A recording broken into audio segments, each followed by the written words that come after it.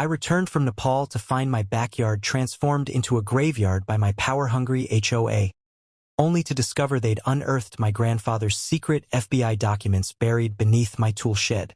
When Agent Jackson revealed I legally owned the intellectual property the FBI had been using for decades, I had to wonder, just how far would Karen Thompson and her minions go when they realized they'd picked the wrong homeowner to mess with? My suitcase thudded onto the porch as I fumbled for my house keys.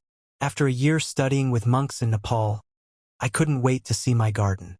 The flight had been long, my muscles ached, and all I wanted was to collapse into my own bed.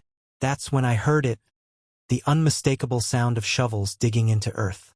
I rushed around the side of my house and froze. 5 strangers in matching blue vests were digging holes all over my backyard.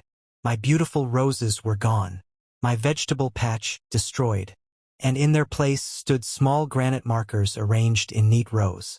"What are you doing?" I shouted, dropping my backpack. "Get off my property." The workers looked up, confused. A woman in a crisp pantsuit marched toward me, clipboard in hand. "Excuse me, but this is now Pinecrest Gardens Memorial Grounds," she said, pushing designer sunglasses up her nose.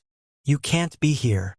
Before I could respond, my neighbor Margaret came running across the street, her gray curls bouncing. "Thank goodness you're back," she cried. "I've been calling and emailing you for months." The pantsuit woman frowned. "Margaret, you know this person?" Margaret grabbed my arm. "This is the owner. This is whose house and land this is." The woman's face went blank, then slowly reddened. "That's impossible.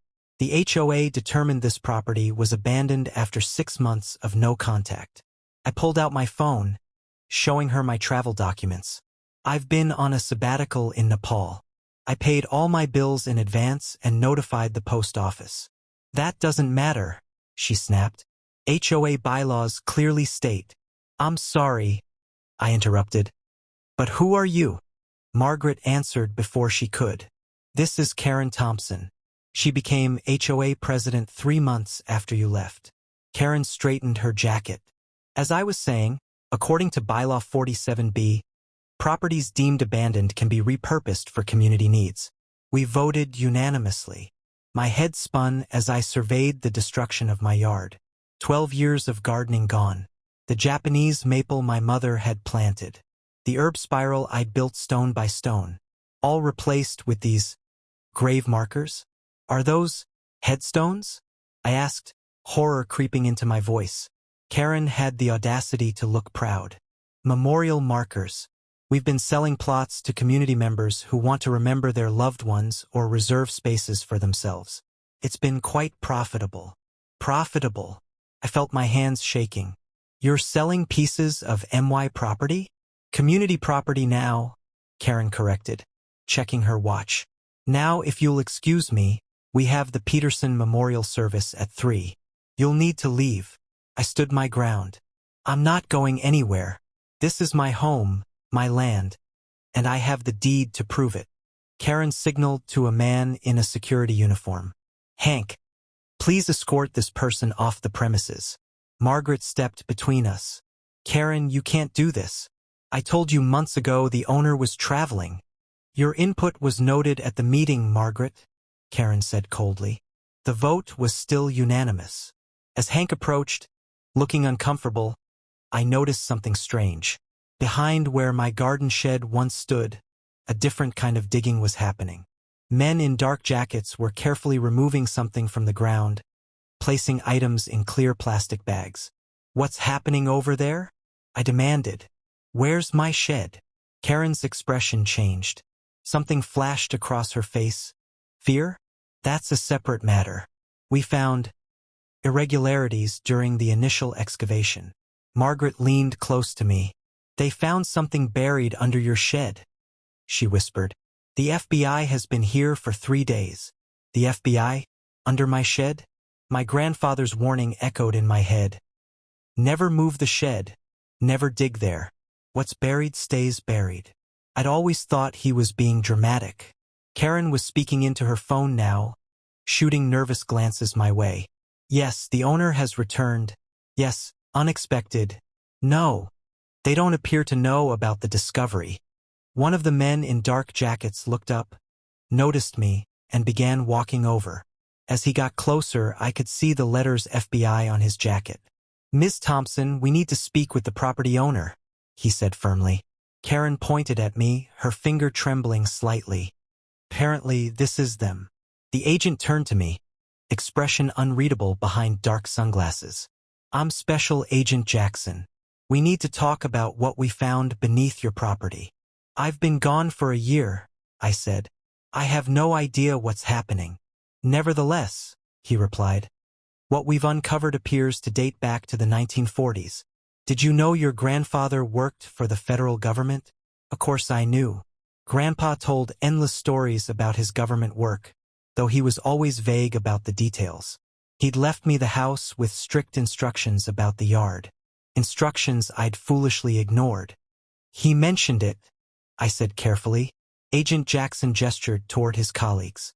"We found a waterproof box containing documents marked classified. Very old, but still technically sealed government property." Karen stepped forward, clipboard raised like a shield. "This discovery further justifies our community's claim to this land. Clearly, there are national security issues at stake." Agent Jackson gave her a look that could freeze lava. "Ma'am, this is now a federal investigation. The HOA has no jurisdiction." As Karen sputtered protests, Margaret squeezed my arm. "They found something else too," she whispered. "Before the FBI came, Karen told everyone not to talk about it." A chill ran down my spine as Agent Jackson handed me his card.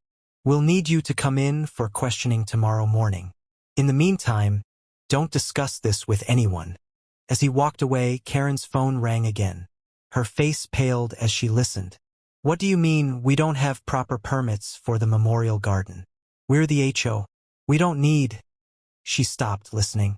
"What document from 1947? That's impossible." She glared at me with such hatred I took a step back. "This isn't over," she hissed before storming off toward a group of confused, looking memorial service attendees. Margaret helped me gather my bags. "Come stay with me tonight. Your utilities might be off, and honestly, I don't trust Karen not to try something." As we walked to Margaret's house, I glanced back at my transformed yard, at the FBI agents carefully excavating beneath where my shed once stood, at Karen furiously making calls. "Margaret," I asked quietly, "what exactly did they find before the FBI came?" Margaret looked around nervously before answering. "A metal box with your grandfather's name on it. Inside were photos of your grandfather with J. Edgar Hoover and documents about something called Project Insight." Karen opened it before realizing what it was. "My grandfather with the founder of the FBI? Project Insight?" None of this made sense. "There's something else," Margaret added as we reached her door. "The deed they found from 1947. It wasn't just for the house." She lowered her voice to barely a whisper. "It gave your family ownership rights to something the government still uses today." Sunlight streamed through Margaret's guest room curtains as I stared at the ceiling, my mind racing. Last night's revelations about my grandfather, the FBI, and whatever Project Insight was kept me tossing and turning until dawn. A knock at the door interrupted my thoughts. Margaret entered with coffee and toast. "You have a visitor," she said nervously. "Agent Jackson is in the living room." I quickly dressed and found him examining family photos on Margaret's mantel. "Sorry to intrude so early," he said, turning toward me. "But developments overnight have accelerated our timeline." "What developments?" I asked, accepting the coffee Margaret offered. "The documents we recovered trace back to the founding of modern FBI forensic methods," he explained. "Your grandfather wasn't just any employee. He established our first forensic science division." I nearly choked on my coffee. Grandpa never mentioned that. He just said he worked for the government. Agent Jackson nodded. "Many early employees maintained strict secrecy. But that's not why I'm here." He placed a folder on the coffee table. "We found your grandfather's will among the buried items. It's quite unusual." Inside the folder was a yellow document, sealed with government watermarks. My hands trembled as I read. To my descendants, I leave not only my property and possessions but the rightful ownership of all methods, processes, and intellectual frameworks cataloged in Project Insight. The U.S. government maintains perpetual license to use these methods, conditional upon proper acknowledgement of ownership and reasonable compensation. I looked up, confused. What does this mean? It means, Agent Jackson said slowly, that your family technically owns the intellectual property rights to forensic methods the FBI has been using for over 70 years. Margaret gasped. I couldn't speak. According to our legal team's preliminary assessment, he continued, your grandfather structured this arrangement so that ownership would remain private but compensated. Records indicate payments stopped in the 1970s when your family couldn't be located after your grandfather died. My mind reeled. So the FBI owes my family money? Potentially substantial sums, he acknowledged. But that creates complications with your current situation. Through the window, I could see Karen Thompson and 3 men in suits marching toward Margaret's house. That would be the HOA lawyer and real estate developer, Agent Jackson said, checking his watch. Right on schedule.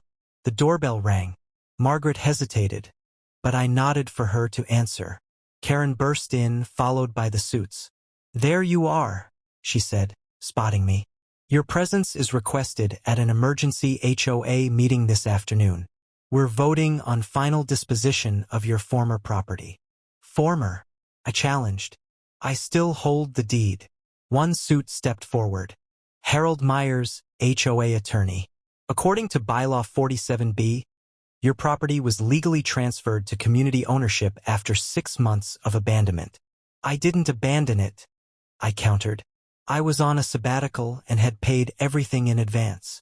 Unfortunately, Myers continued smoothly, notification requirements in Section 12A were fulfilled when notices were posted on your door and published in local papers. Without response, the transfer proceeded legally. Karen smiled triumphantly. The memorial garden stays. Agent Jackson cleared his throat. Actually, there's a federal interest in this property that supersedes HOA bylaws. Karen's smile faltered. This is a local matter.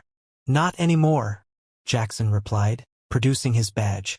The items recovered relate to ongoing federal operations and fall under national security protections. The second suit looked alarmed. What items? The HOA wasn't informed. Exactly, I interrupted. You began digging without proper archaeological surveys or permits, disturbing historically significant artifacts. Karen's face reddened. We followed all required procedures, including permits for establishing a commercial cemetery? I asked innocently. The third suit, clearly the developer, paled. Commercial? You said this was a community memorial garden, not a commercial venture. Karen shot him a warning look. It's a community service with suggested donations for maintenance. Interesting, Agent Jackson mused. Because we have records of payment transactions to Pinecrest Gardens HOA for memorial plots totaling over $200,000 in the past 3 months. Harold Myers adjusted his tie nervously. I should review those transactions before further discussion. You do that, I said. Meanwhile, I've been doing some reviewing myself. I pulled out my phone, showing emails I'd discovered in my inbox overnight. These messages from concerned neighbors, sent while I was away, mention you specifically rejected their information about my travel plans. Karen. Margaret stepped forward. I told the entire board he was in Nepal at the monastery retreat. I showed them the farewell email with contact information. Karen's composure cracked. The board voted. It's done. Under false pretenses, I replied. You deliberately withheld information to get your memorial garden approved. The developer looked between Karen and me. Is this true? Of course not. Karen snapped. This is all a misunderstanding that we can resolve at the emergency meeting. About that meeting, Agent Jackson interjected. Federal agents will be present to discuss the classified materials recovered and the implications of disturbing a protected historical site. Karen's phone buzzed.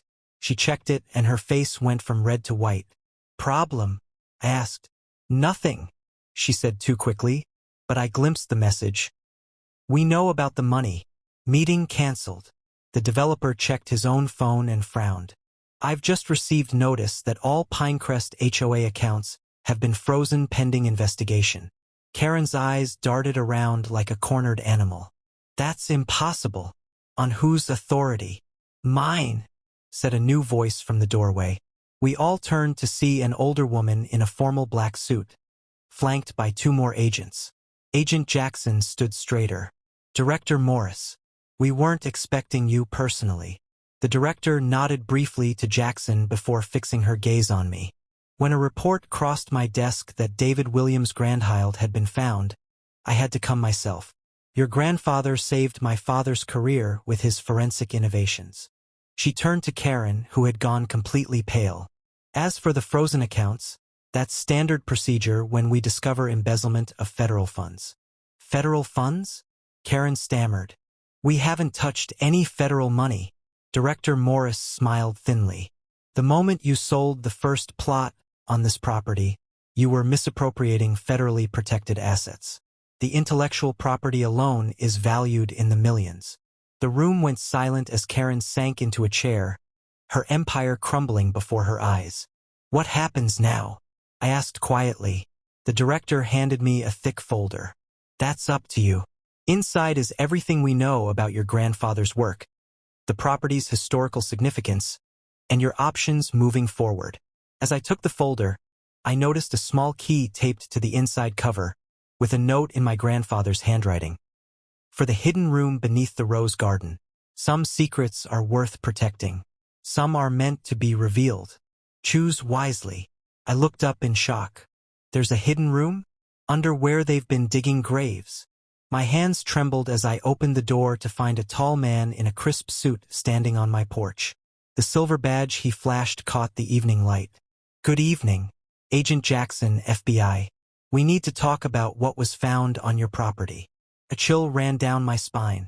I stepped aside, inviting him in while trying to hide my racing heart. The weight of Grandpa's warning echoed in my mind. Never let anyone see these papers.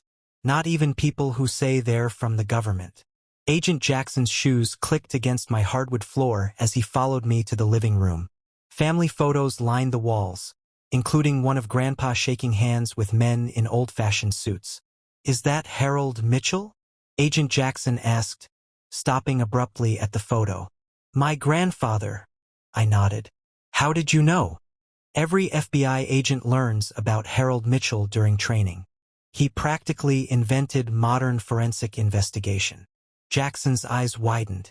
Wait, you're Harold Mitchell's grandchild? I gestured toward the couch. Please sit. Would you like some coffee? While I prepared drinks in the kitchen, I watched Agent Jackson through the doorway. He studied the room carefully, his gaze lingering on Grandpa's old desk in the corner. Those documents the HOA uncovered, Jackson said as I returned with mugs. They detail founding operational procedures still partly in use today. Your grandfather created the blueprint for how we investigate crimes. I set down the cups harder than intended. Those papers belong to my family. The HOA had no right to dig them up or call you. Actually, they didn't call us. A contractor recognized some government seals and reported it. Jackson leaned forward. But here's what I don't understand. Why were classified documents buried under your tool shed? My heart pounded. This moment would decide everything. I walked to Grandpa's desk, unlocked the hidden drawer, and removed the leather folder I'd never shown anyone. Before my grandfather died, he gave me these. I placed the folder on the coffee table. His will, the deed to this property, and documentation transferring ownership of all his intellectual property to me. He said someday someone might come looking, and I should be ready. Jackson carefully examined each document, his expression growing more shocked with each page. The legal language was crystal clear. Harold Mitchell had retained ownership rights to his methods and innovations, licensing them to the government with specific terms. Ma'am, do you realize what this means? Jackson finally spoke, voice barely above a whisper. The FBI has been using proprietary methods that legally belong to you for decades.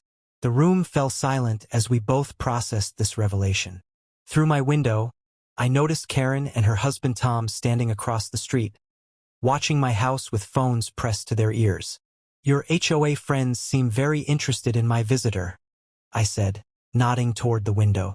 Agent Jackson glanced outside and frowned. I recognized that behavior.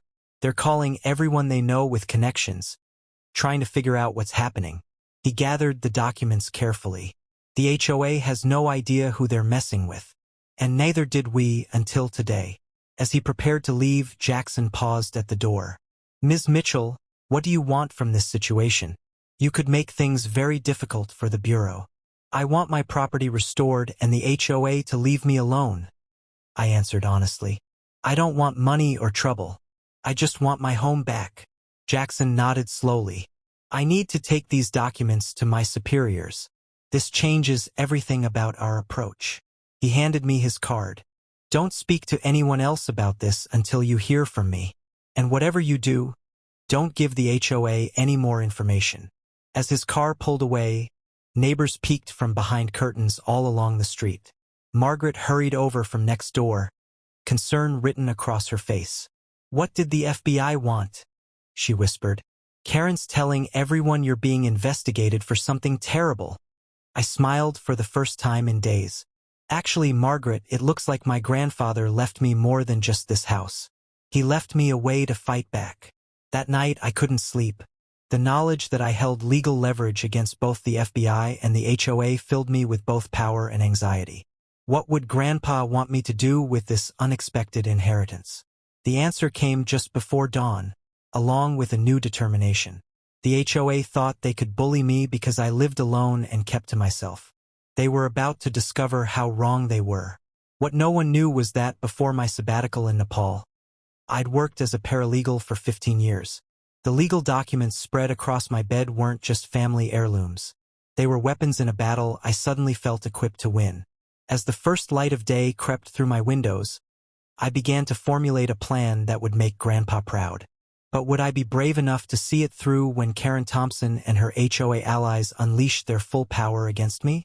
The bright red refused stamp across my cease and desist letter made my blood boil. Karen's handwritten note at the bottom read, "The Pinecrest Gardens HOA has unanimously voted to fine you $500 daily until you stop interfering with community improvements. Please respect the wishes of your neighbors." I crumpled the paper, watching through my kitchen window as an elderly couple placed flowers beside a small headstone in what used to be my vegetable garden. The transformation of my backyard continued despite my protests. Benches installed, pathways laid, even a small fountain erected where my bird bath once stood. The ringing phone interrupted my anger. It was Agent Jackson. "Ms. Mitchell, are you free to meet today? My superiors would like to discuss a proposal." 2 hours later, I sat in a downtown office building across from 3 people. Jackson, a woman introduced as the FBI's legal counsel, and a silver-haired man who seemed to command the room without speaking. "Ms. Mitchell," the older man began, "I'm Director Campbell. I knew your grandfather many years ago." He slid a folder across the table. "We verified your ownership claims.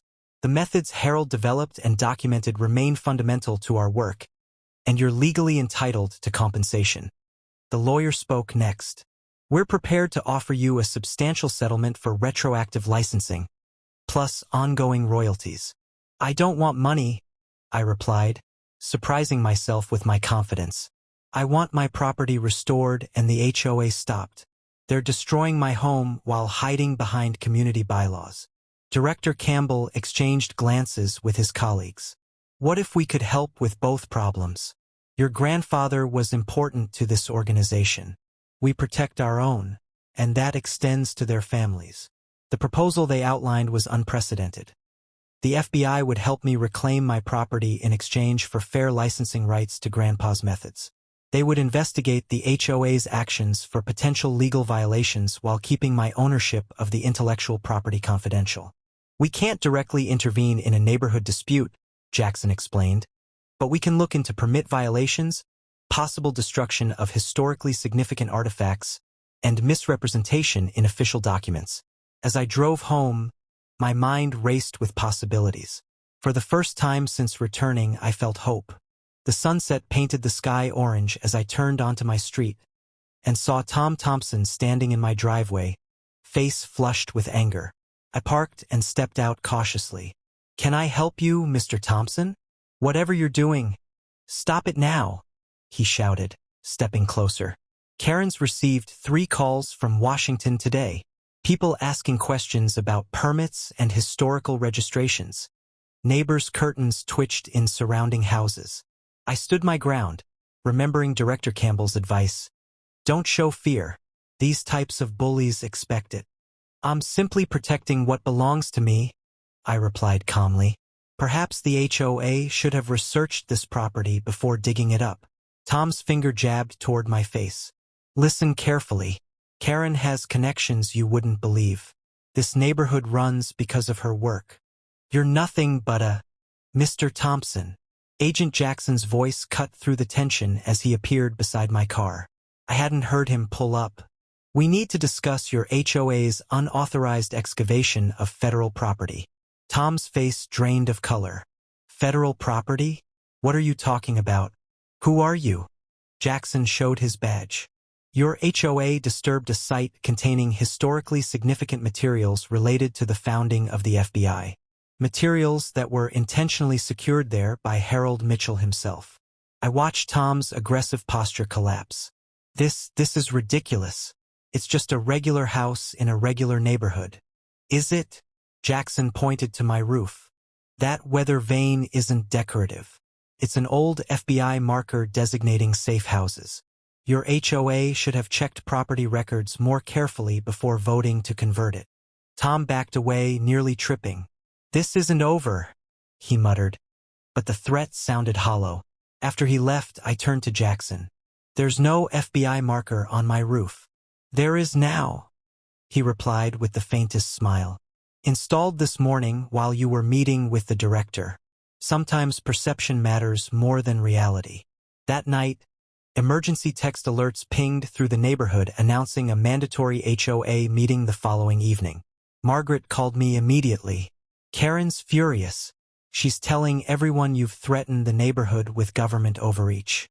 Some people are scared." I thanked her for the warning and spent the night preparing. The documents I found in Grandpa's hidden safe behind the basement bookshelf told a story even the FBI didn't fully know, of a property purchased specifically to hide evidence of early bureau operations too controversial to document officially. The next morning, Mrs. Fitzgerald, a widow in her 70s, stood in my yard placing flowers on what she called her grandson's plot. When I approached, her eyes filled with tears. "Please don't take this away," she begged. "Karen promised we could remember our lost loved ones here. My Tommy has no other memorial." My anger at the HOA faltered seeing her grief. "Mrs. Fitzgerald, I'm so sorry about your grandson, but this isn't a real cemetery. There's nobody buried here. It feels real to me," she whispered. "Karen said you were away so long you didn't care about this land anymore." Her words hit me hard. Had my year away made the neighborhood think I'd abandoned my home? Had Karen deliberately targeted my property because she thought I wouldn't return to fight? I helped Mrs. Fitzgerald arrange her flowers, then gently explained that while I couldn't allow my entire yard to remain a fake cemetery, I would support creating a proper memorial garden in the community park. "Really? You do that even after everything?" Her surprise made my heart ache. "This isn't about punishing people who miss their loved ones," I assured her. "It's about stopping those who abuse power." As she left, I noticed Tom Thompson taking photos from his car. The HOA was gathering ammunition for tonight's meeting. I needed to be ready. Agent Jackson called mid-afternoon. "We've found something interesting in the county records. The original property survey from 1947 shows your land extends 15 feet beyond the current fence, including the pond the HOA uses for their annual duck race fundraiser." I smiled as a plan formed in my mind. "That's fascinating. Would you happen to have a copy of that survey I could bring to tonight's meeting?" "Already on your porch," he replied, "along with some other documents you might find useful. Director Campbell sends his regards." The package contained exactly what I needed to face Karen Thompson and her HOA allies. But as I prepared my presentation, doubt crept in. Was I taking this too far? Would fighting the HOA this way make me just as bad as them? Then I found the final item in the package. A newspaper clipping from 1947 showing my grandfather beside a newly planted oak tree in my yard. The caption read, FBI forensics pioneer creates community memorial for agents lost in the line of duty. My property had indeed been a memorial once, but a real one, with purpose and meaning, not Karen's manipulative fake graveyard. Tonight would determine whether I could reclaim that authentic history or lose my home forever to the HOA's power grab. Could I honor Grandpa's legacy while finding a solution that would heal, rather than further divide? My neighborhood? Cameras flashed as I walked into the Pinecrest Gardens Community Center.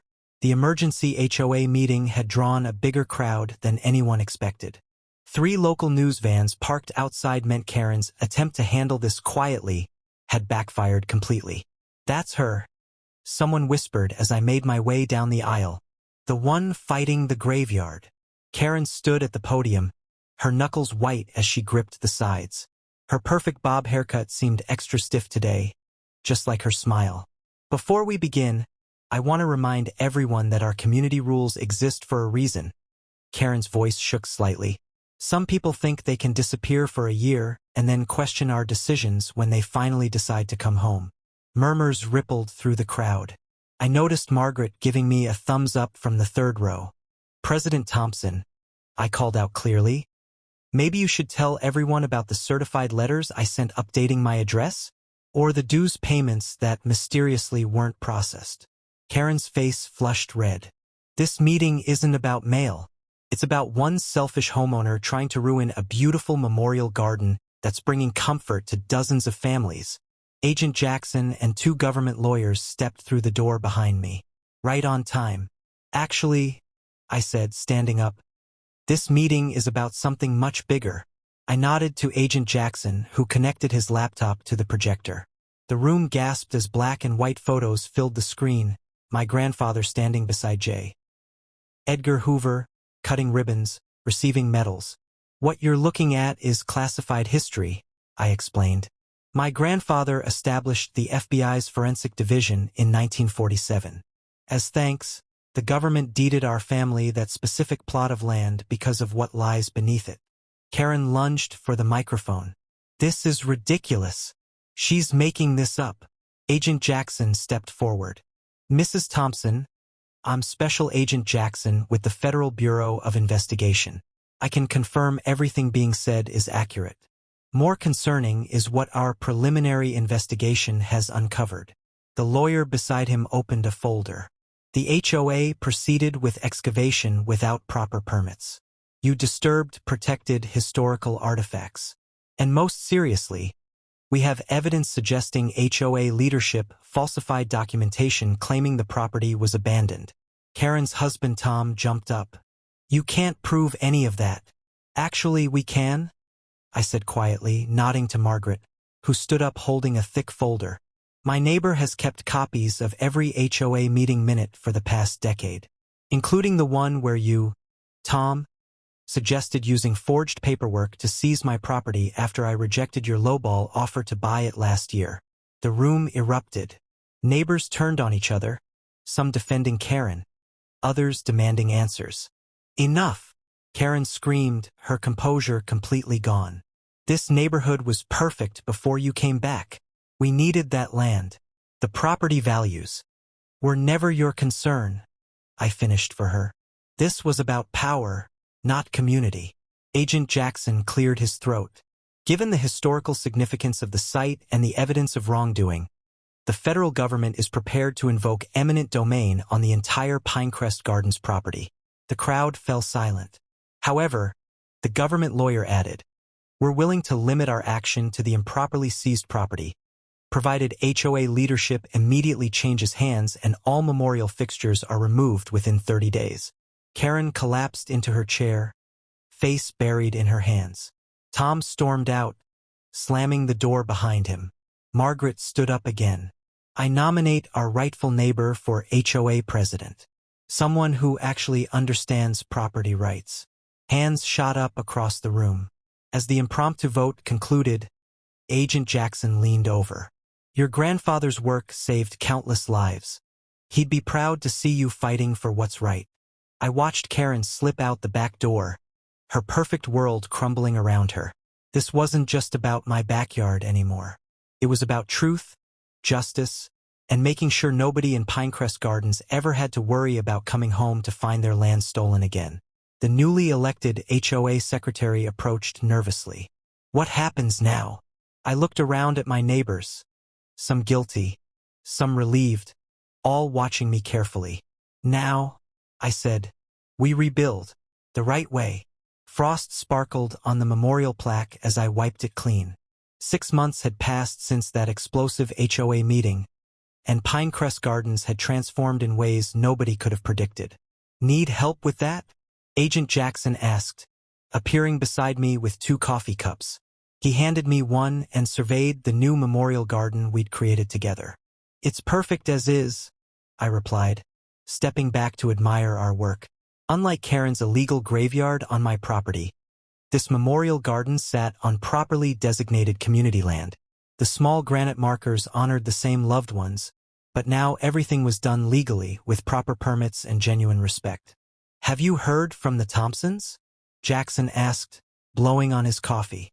I shook my head. Not since the tax audit. Margaret says they sold their house to a young family and moved to Florida. Funny how some people run when faced with consequences, he observed. We walked along the path toward what used to be my tool shed. In its place stood a small museum, the Foundations of Forensics, showcasing my grandfather's contributions to law enforcement. School buses visited weekly, and the FBI had even started hosting community outreach events there. Your grandpa's methods revolutionized how we solve crimes, Jackson said. That licensing agreement you worked out was brilliant. The Bureau gets to keep using his techniques, and you get to make sure his legacy helps people. I finished. The money's just a bonus. A group of children ran past us toward the museum, their teacher struggling to keep up. I smiled, remembering how Karen once complained that kids made too much noise in the neighborhood. President, Margaret called, waving from my front porch. Since becoming my vice president in the new HOA, she'd taken to dropping by with baked goods and neighborhood updates. Today, she carried a stack of papers along with her signature cookie tin. More complaints? I asked, climbing the steps. Quite the opposite, she replied, spreading the papers on my porch table. These are thank you notes. Mrs. Fitzgerald wants you to know her grandson's memorial is more beautiful than she ever imagined. The Johnsons appreciate the new playground we built with the licensing money. And Mr. Rivera says the community garden has given him purpose since his retirement. I flipped through the notes, amazed at how much had changed. The same neighbors who once allowed Karen to bully them now work together to make real improvements. There's something else, Margaret said, pulling out a newspaper. The story about what happened here got picked up nationally. 3 other neighborhoods with HOA disputes have reached out asking for advice. Jackson whistled. Looks like you might have found a new calling. Inside my house, the basement had become a research center where FBI historians carefully cataloged newly discovered documents from my grandfather's collection. What began as Karen's attempt to steal my land had accidentally unearthed a treasure trove of forensic history. That evening, we held a neighborhood potluck in the community center. People who barely spoke before now chatted like old friends. When I stood to give a brief speech, the room fell silent. 6 months ago, I came home to find strangers digging graves in my yard. I began. Nervous laughter rippled through the crowd. I was angry and hurt, but looking around now, I see something nobody could have predicted. We're not just neighbors anymore. We're a community. I raised my glass toward the window, where the lights of the memorial garden twinkled in the distance. Sometimes, I continued, good things grow from the worst situations. My grandfather spent his life searching for truth, and in a strange way, that's exactly what happened here. We found our truth as a neighborhood. Later, as people drifted home, Jackson lingered behind. You know, he said quietly, we found something else in those documents yesterday. Something big. My heart skipped. What kind of big? He glanced around to make sure we were alone. The kind that might explain why the government was so interested in that specific plot of land. The kind that suggests your grandfather might have hidden more than just papers. I remembered Grandpa's cryptic words in his will. Protect the land. What lies beneath is only the beginning. Are you saying there's more? I whispered. Jackson's phone buzzed. He checked it and frowned. We'll talk tomorrow. Seems like Pinecrest Gardens isn't the only place where the past is resurfacing. As he walked away, I gazed out at my property. Once stolen, now restored, and possibly hiding secrets even I couldn't imagine. Whatever came next, I knew one thing for certain. I'd never take an extended vacation without installing security cameras again.